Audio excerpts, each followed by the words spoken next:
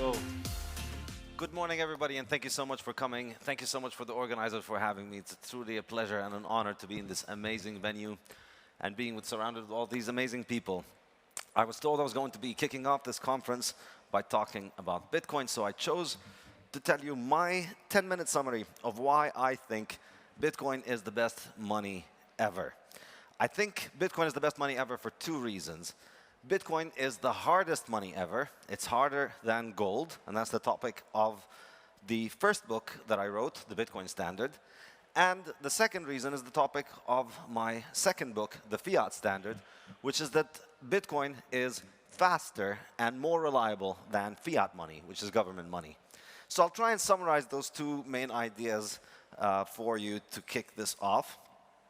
I think Bitcoin is the hardest money because the supply growth rate of Bitcoin is the lowest of any money that has ever existed, any money that we've ever had. So currently, Bitcoin's supply, starting from last May, so last month, has dropped, or April actually, 2 months ago, has dropped to about 0.8% per year. So Bitcoin's supply now increases at about 0.8% per year. We've basically never had a form of money that increased at this kind of supply growth rate before. Gold used to be the money that was used all over the world up until about 100 years ago because it is the hardest money to make. It's the hardest commodity. And so the supply for it only grows at around 1.5% to 2% per year. And that was where Bitcoin was up until a few months ago. Now Bitcoin's growth rate dropped by half. So the supply growth rate now is already the lowest that it has ever been.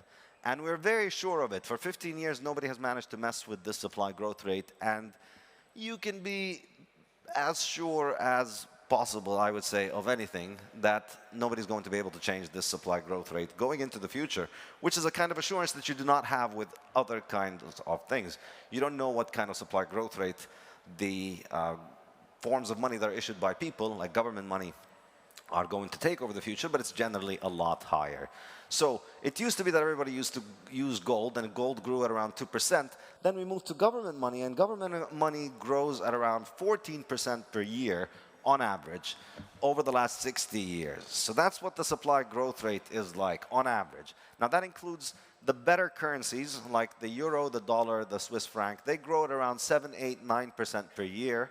And then it includes, the basket cases that sometimes have something like 50%, 100%, 300% growth per year. But you come out to an average user experience of 14%, which means you lose half of your purchasing power in 5 years if you just hold on to cash. So effectively, fiat money has destroyed humanity's ability to save reliably. Instead of having the ability to save value into the future, you need to take risk with the money that you've already worked for. And so effectively, you need to have another job as an investor just to keep the value of the money that you've earned from your actual work. And so that now is changed because Bitcoin is available. And so you don't have to play that game where you are playing with casino chips. You're gambling with casino chips that are dropping in value. So you need to be constantly winning just to stay flat. You can opt out of this kind of stupid casino that is built to rob you and join a game that is not built to rob you, wherein you just hold a fraction of Bitcoin, a fixed fraction of the supply of Bitcoin that continuously holds on to its value over time because nobody can make more of it and most likely appreciates. So having this form of money available to everybody in the world, I think is going to be enormously consequential. And on the other hand, if you look at the use of fiat money replaced gold because effectively governments could do it. They could put gold out of business because they could control central banks and they could make the central banks use fiat money. But that ultimately relies on credit and it relies on trust, which is effectively a human manual technology. Ultimately, you're counting on a bunch of people to wake up every morning and not mess up your money for you, which is a little bit like what it was like when you used to have to call an operator in order to connect your telephone. Some of you might be old enough to remember this. I do. Back in the day, sometimes you couldn't just dial the phone. You picked up the phone, somebody answered, and you told them who you wanted to talk to, and then he would connect you to somebody. And sometimes it would work, sometimes it didn't. Then we figured out a way to do that, so there's just technology where you press a bunch of buttons and then the other person his phone rings and then you talk to him. And it's, of course, a lot more scalable. And this is effectively what Bitcoin does. This is how it improves over fiat. Fiat as a form of money, had managed to improve over gold effectively by allowing people to spend it and send it internationally. But that was only done through relying on trusting in individuals. It was only done through relying on people turning up and doing that job and doing it honestly. And after 100 years, I think we have a very reliable track record to show that they haven't done it in a very honest way. I think phone operators were a lot more honest because there was not a lot of money to be made from messing up your phone calls. But there is a lot of money to be made from messing up your money. And so, therefore, there is a strong incentive for it. And now you can opt out. So I think there is a much stronger imperative for using automated money than using automated phone calls. If I was given the choice, I'll take an operator and get to keep the automatic money. I think it's much more reliable because it gets rid of the element of trust. And this is the truly remarkable thing about Bitcoin and why Bitcoin is such a mind-blowing technology and why I believe it's completely unique as a form of money in that it does not rely on other people for it to operate. It operates completely based on math, on the rules of math. There's an algorithm that controls the supply, it controls the payment clearance. If you have the private key, you can move the coins. If you don't have the private key, you can't move the coins. It's completely free from human intervention. There is no admin. There is no person that you can appeal to. There's no customer service. There's no CEO. There's nobody that the government can put a gun to and force to change the way that Bitcoin works. Bitcoin just continuously exists and makes itself available for everybody around the world to use it while it continues to be what I believe the best money ever. So it's faster than fiat, more reliable than fiat, and it is harder than gold. And I think the implication that we can go back to a hard money, I think is enormous, because if you look at the world in the 19th century, you see that people had a much higher rate of saving back then than they did in the 20th century, where everybody was relying on debt.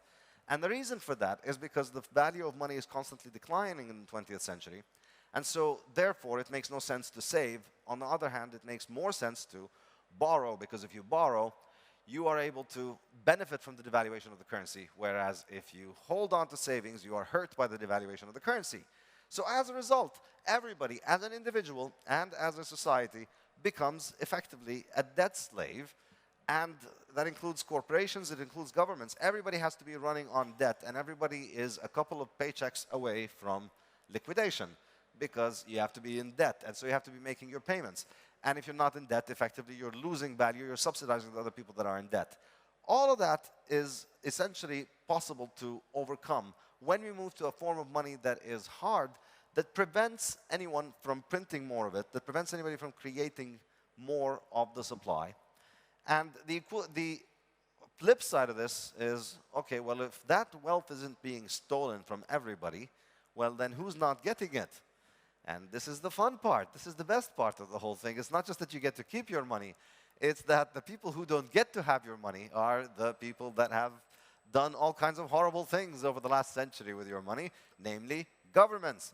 They have had a blank check to spend. As long as their currency works, they can effectively spend as much as they want. There's no sane limit on how much they can spend. They don't have to face economic calculation on their decisions because they don't bear the cost. There's no bureaucrat who has to pay from his own pocket if he makes a mistake.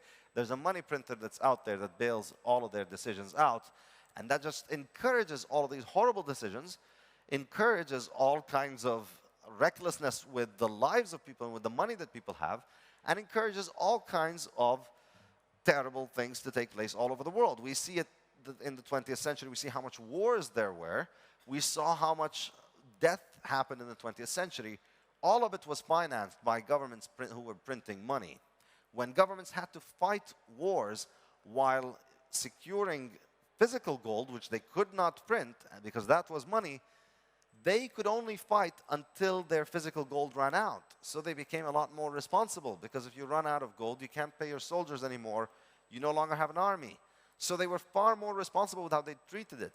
When we move to a world in which the money is constantly losing its value and constantly, therefore, being used to finance government spending on war, now a government faces an entirely different perspective on the issue. Now they can actually they can fight for as long as anybody out there is holding on to their money.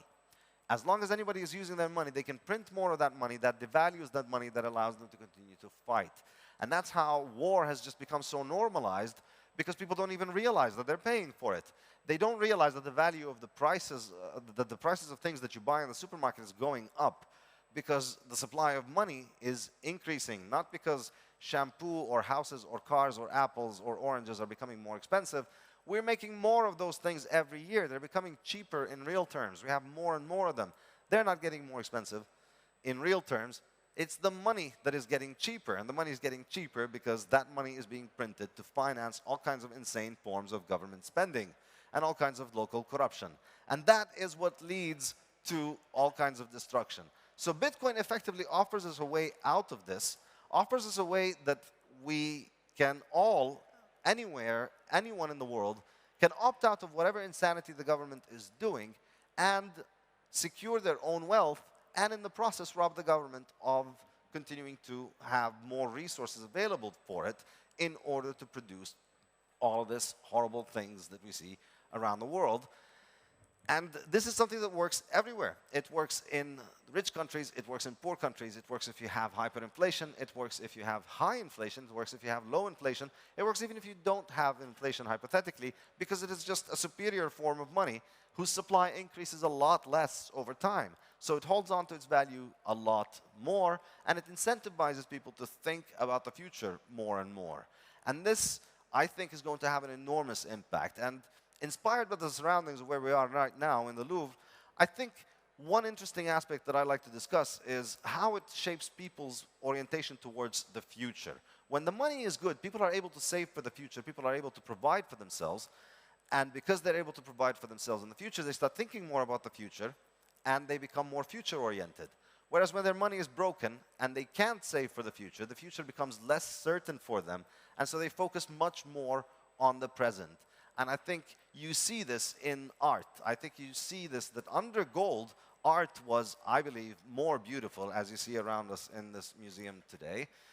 And I think the reason for that is that people had a lower time preference. People could think about the future a lot more, and so could work for longer times on longer-term projects. And I'm going to discuss more of these in my next speech, which is tomorrow. So thank you so much for this, and I hope you enjoy the rest of the conference. Thanks.